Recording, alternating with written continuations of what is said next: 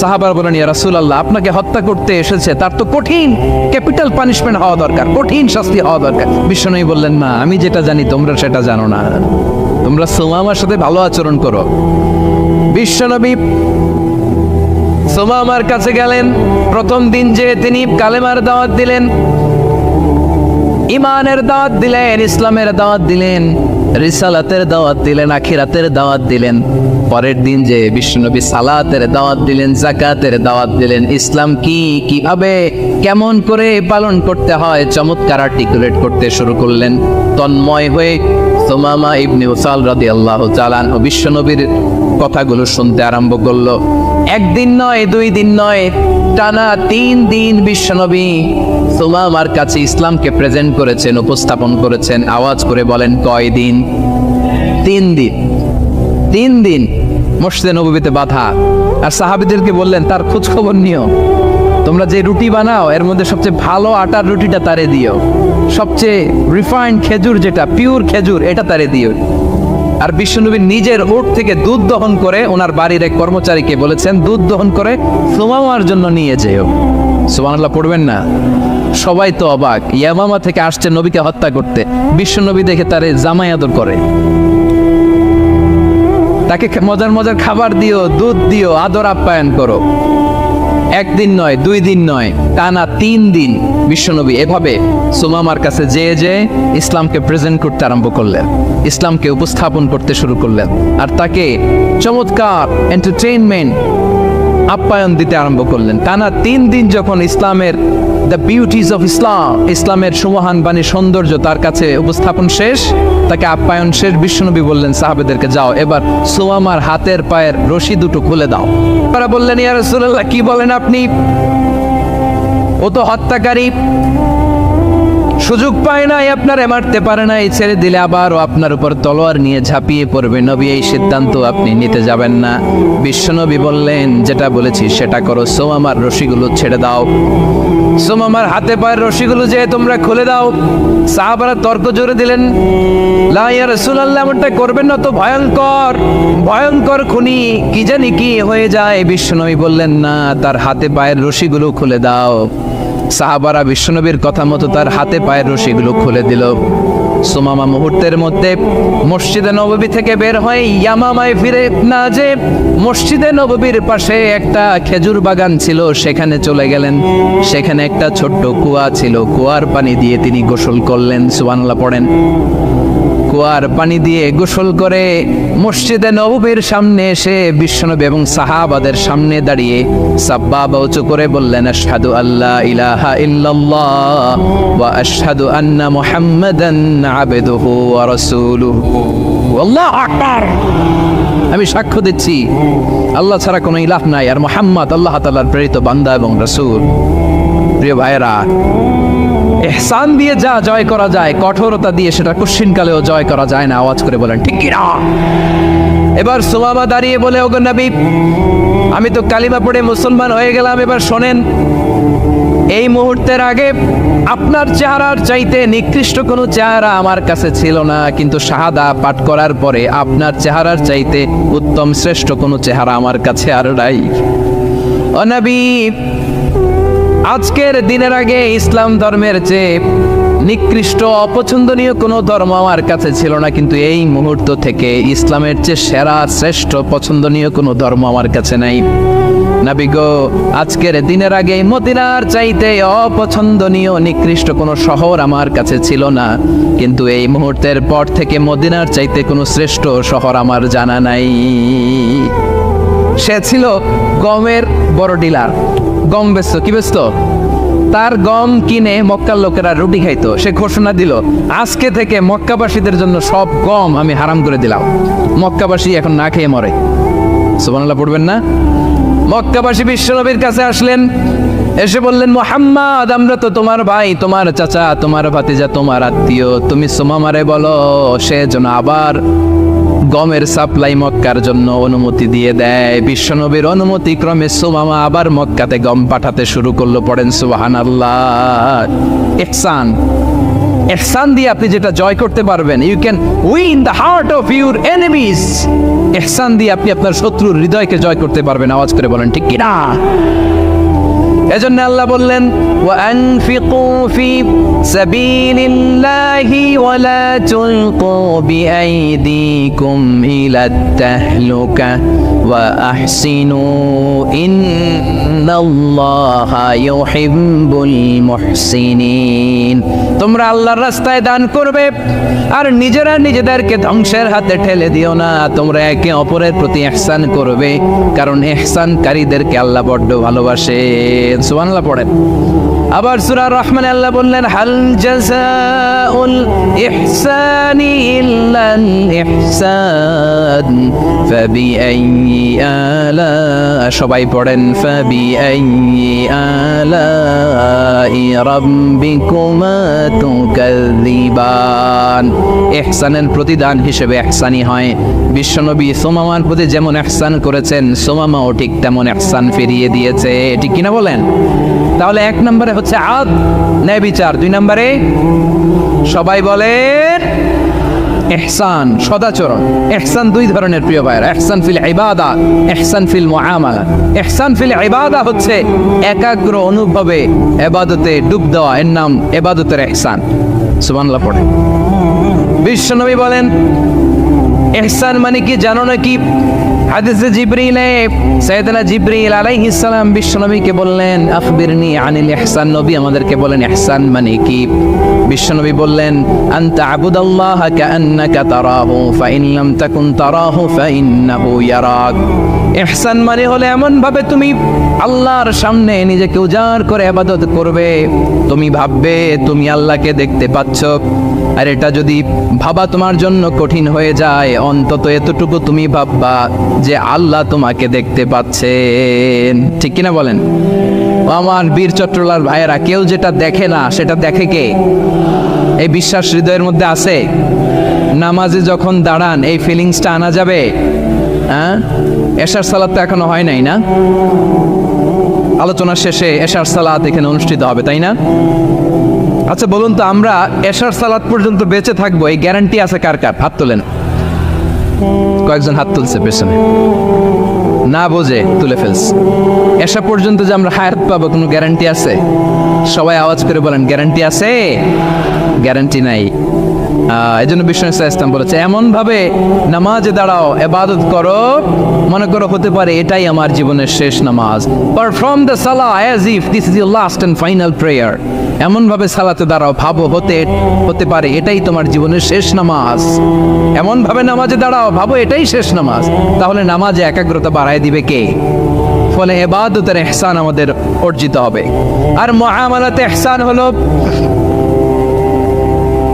বিশ্বনবী বলেন ইন্নাল্লাহা তাবারাকা ওয়া তাআলা কাতাবাল ইহসানা আলা কুল্লি শাই ফাইদা কাতালতুম ফাআহসিনুল কিতলা ওয়া ইযা যাবাহতুম ফাআহসিনুয যাবহা ওয়ালিয়ুহিদ্দা আহাদুকুম শাফরাতাহু ওয়ালিয়ুরিহ যাবিহাতাহু। ইহসান দুই ধরনের। আওয়াজ করে বলতে হবে কয় ধরনের? সবাই বলুন আওয়াজ করে, কয় ধরনের?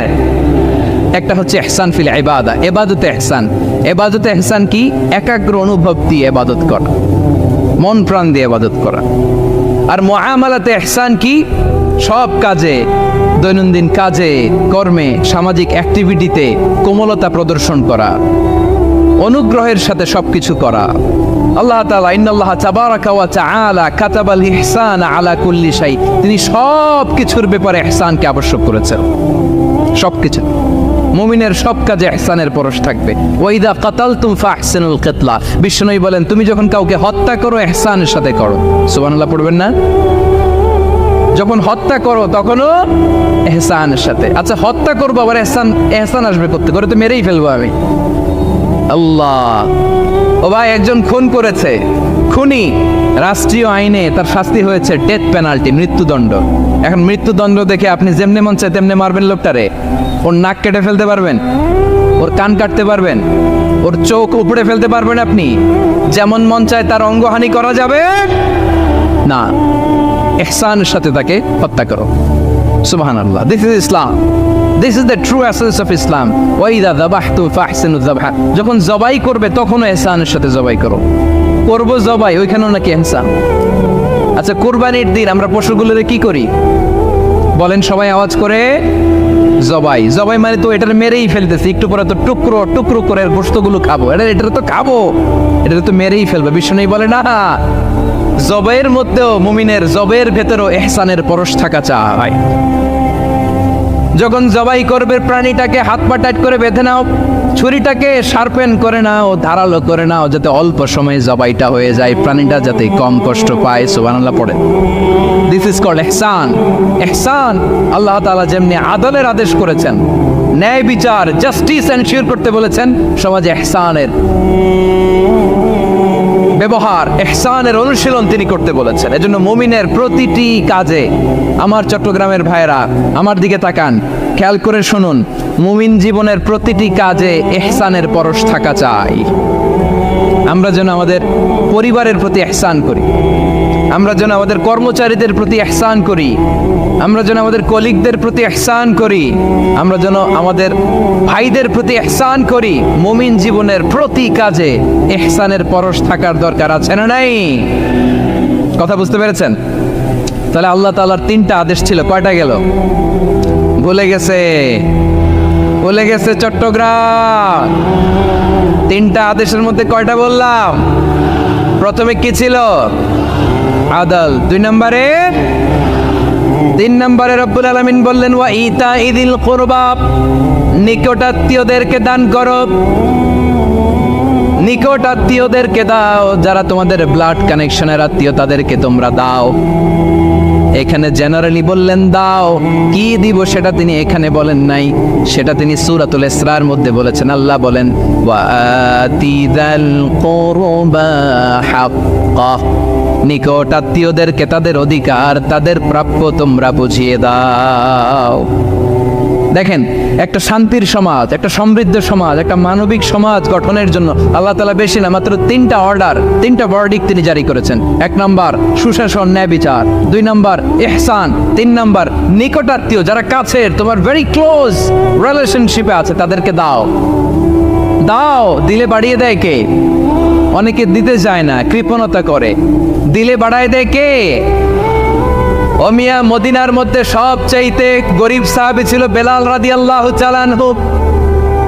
ওনার এন্টায়ার অ্যাসেট, সম্পদের পরিমাণ কতদূর জানেন? একটা লুঙ্গি। বেলাল রাদিয়াল্লাহু তাআলা আনহু, ওনার টোটাল ওয়েলথের এস্টিমেশন হচ্ছে মাত্র একটা লুঙ্গি। একটা লুঙ্গি, টোটাল ওয়েলথ এস্টিমেশন, টোটাল সম্পদের পরিমাণ বেলাল রাদিয়াল্লাহু তাআলা আনহুর কি ছিল? কথা বোঝে নাই বোধহয়। কি ছিল? ওই বেলাল রাদিয়াল্লাহু তাআলা আনহুকে বিষ্ণু ইসলাম বলেছেন, আনফিক ইয়া বেলাল, ও বেলাল তুমিও দাও। ওয়ালা তাখশা মিন যিল আরশি ইখলালা, আরশের অধিপতির তো কোনো ঘাটতি নাই, তুমি দিলে ওই আল্লাহ তোমারে বাড়ায় দিবে। এজন্য আমার প্রিয় ভাইয়েরা, দিলে কমে না, দিলে বাড়ে। অনেকে ধরে রাখে, নতুন কিছু নিতে পারে না, হাত দিয়ে যেটা ধরে রেখেছেন এটা দিয়ে দেন, বড় একটা ধরার সুযোগ পাবেন। জোরে বলেন ঠিক কিনা? ধরেন 5 কেজি ওজনের একটা ধরে রাখছেন, এখন 10, এটা না চাললে 10 কেজি ধরতে পারবেন আপনি? আচ্ছা, 10 কেজির জিনিস একটা আছে হাতে, ওইটা যদি ছেড়ে দেন তাইলেই না 15 কেজি ধরতে পারবেন। কথা বলেন ঠিক কিনা? তাহলে দিলে বাড়িয়ে দেয় কে? রব্বুল আলামিন বললেন 3 নাম্বার আদেশ হলো তোমাদের প্রতি সমাজটারে কেমন করে মানবিক সমাজ, সুন্দর সমাজ গড়বা। 3 নম্বর আদেশ হলো ওয়া আতিযাল কুরবা হাক্কা, নিকটাত্মীয়দেরকে তাদের প্রাপ্য বুঝিয়ে দাও। এই নিকটাত্মীয়দেরকে তাদের অধিকার বুঝিয়ে দেওয়া, প্রাপ্য বুঝিয়ে দেওয়াতে আমাদের গাফলতি আছে না নাই? চট্টগ্রামে নাই? মাশাআল্লাহ আছে, আছে। অনেকে দেখবেন অনেক আল্লাহওয়ালা, তাহাজ্জুদ গুজার, সেজদা দিতে দিতে কপালে কালো দাগ ফেলে দিছে, সে তার বোনের হকটা আদায় করে নাই। আছে না নাই? হ্যাঁ, এখানেও আছে। সর্বনাশ। অনেক বড় হাজী সাহেব, বিশাল লম্বা দাড়ি, ছেলেরে সব দিয়ে দিছে, মেয়েরে কিছু দেয় নাই, মেয়ের হক আদায় করে নাই। আছে না নাই? এই হাজী সাহেবেরা, এই আল্লাহওয়ালারা কিয়ামতের ময়দানে আটকে যাবে। আপনি অন্যের অধিকার নষ্ট করেছেন, তাদের রাইটসকে ভায়োলেট করেছেন। এজন্য আল্লাহ তাআলা বলেন, কারো অধিকার যদি কেউ নষ্ট করে, ওই সমাজটা মানবিক সমাজ কঠিনকালেও হতে পারে না। এজন্য 3 নম্বর আল্লাহ বললেন, ওয়া ইতা ইদিল কুরবা, নিকটাত্মীয়দেরকে দাও। কি দিবা? তাদের অধিকার দিয়ে দাও। বোনের অধিকার বুঝিয়ে দাও, মেয়ের অধিকার বুঝিয়ে দাও, ফুফুর অধিকার বুঝিয়ে দাও। দেখবেন অনেক মায়েরা ছেলের পাতে মুরগির রান দেয়, মেয়ের পাতে দেয় মুরগির ঠ্যাং। এরকম আছে না নাই? ছেলেরা কি দেয়? মুরগির। মেয়ের পাতে কি দেয়? তো মেয়ের কি মুরগির রান খেতে মনে চায় না? মনে চায় না? এমনটা করা যাবে না। নিকটাত্মীয়দেরকে অধিকার দিয়ে দাও, নিকটাত্মীয়ের সাথে সুসম্পর্ক রাখো। আদেশটা কার? এজন্য প্রিয় ভাইয়েরা, জীবনে যদি বারাকা অর্জন করতে চান, নিকটাত্মীয়দের সাথে সুসম্পর্ক রাখতে হবে, তাদের জন্য উপহার পাঠাতে হবে। বিশ্বনবী বলেন, লা ইয়াদখুলুল জান্নাতা কাতে, যে ব্যক্তি আত্মীয়তার সম্পর্ককে ছিন্ন করে দেয়, সে কঠিন কালেও আল্লাহর জান্নাতে ঢুকবে না। আপনি কি এটারে সহজ হাদিস মনে করছেন? এটা সহজ কথা। আপনি ভাবছেন আপনার নামাজ আপনারে বাঁচাতে পারবে, আপনার রোজা বাঁচাতে পারবে, আপনার তাহাজ্জুদ আপনারে বাঁচাতে পারবে? অধিকার নষ্ট করলে কিছুই আপনারে বাঁচাতে পারবে। এজন্য নিকট আত্মীয়দেরকে দিতে হবে বেশি বেশি। বিশ্বনবী বলেন, ইন্না সাদাকাতা আলাল মিসকিনি সাদাকা ওয়া আলা যির রাহিমি ইসনাতান সাদাকাতুন ওয়া সিলা। মিসকিনরে দান করলে শুধু দানের সওয়াব হয়, নিকট আত্মীয়কে দান করলে দুইটার সওয়াব হয়। সাদাকার সওয়াব হয়, আবার আত্মীয়তার বন্ধন অটুট রাখার সওয়াব হয়ে যায়। আবার বিশ্বনবী বললেন, মান সাররাহু আইয়ুবসাতা লাহু ফি রিজকিহি ওয়া ইউসালাহু ফি আসারিহি ফালইয়াসিল রাহিমা। যে ব্যক্তি তার রিজিকের প্রশস্ততা চায় আর হায়াতে বরকত চায়, সে যেন তার আত্মীয়ের সাথে সুসম্পর্ক রাখে। আমার প্রিয় চট্টলার ভাইয়েরা, আমাদের রিজিক বাড়ুক, এটা আমরা চাই কি চাই না? সবাই চান? হ্যাঁ, আমাদের রিজিকে প্রশস্ততা আসুক, চাই কি চাই না? আমাদের হায়াতে বরকত আসুক, আমরা চাই কি চাই না? এই দুইটা যদি চান, তাহলে নিকট আত্মীয়দের সাথে সুসম্পর্ক রাখবেন, পারবেন? তাহলে সমাজটারে মানবিক সমাজ বানায় দিবে কে? 3টা আদেশ চলে গেল। কয়টা? আওয়াজ করে বলেন। 1 নম্বরে কি ছিল? 2 নম্বরে, 3 নম্বরে নিকট আত্মীয়দেরকে দান। আপনাদেরকে আরো শোনার আগ্রহ আছে? আপনাদের মনোযোগ আছে না গেছে? কষ্ট হচ্ছে না? মাশাআল্লাহ, মাশাআল্লাহ। তাকবীর পড়ুন, লিল্লাহি তাকবীর।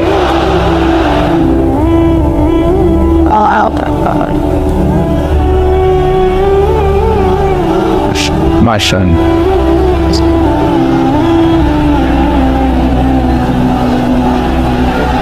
আমার প্রিয় ভাইয়েরা,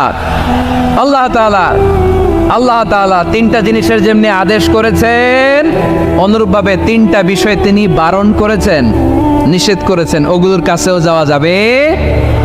শুনবেন। রাব্বুল আলামিন বলেন, ওয়ায়ানহা আনিল ফাহশাই ওয়াল মুনকারি ওয়াল বাগি। আমি যেমনি 3টি বিষয় আদেশ করলাম, অনুরূপভাবে 3টি বিষয়ে বারণ করলাম, নিষেধ করলাম।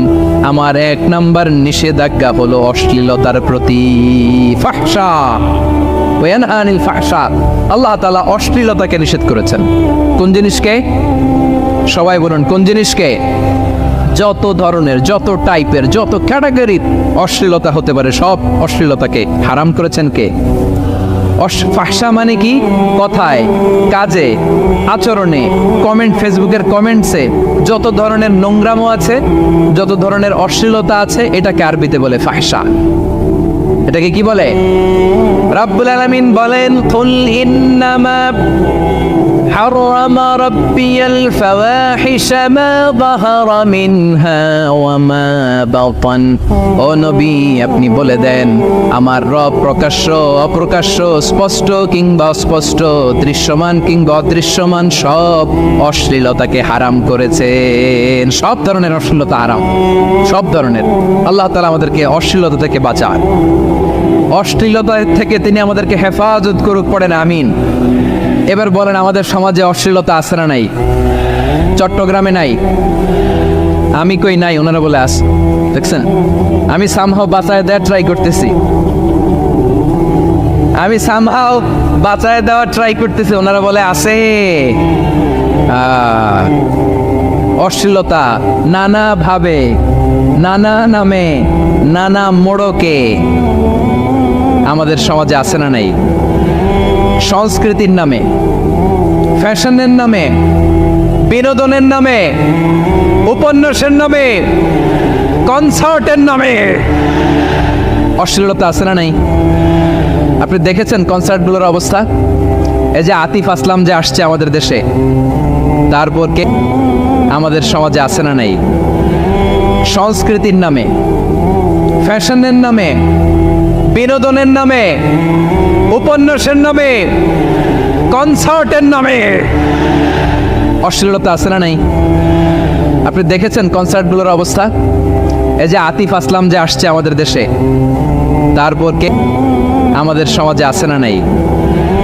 সংস্কৃতির নামে, ফ্যাশনের নামে, বিনোদনের নামে, উপন্যাসের নামে, কনসার্টের নামে অশ্লীলতা আছে না নাই? আপনি দেখেছেন কনসার্টগুলোর অবস্থা? এই যে আতিফ আসলাম যে আসছে আমাদের দেশে, তারপর কে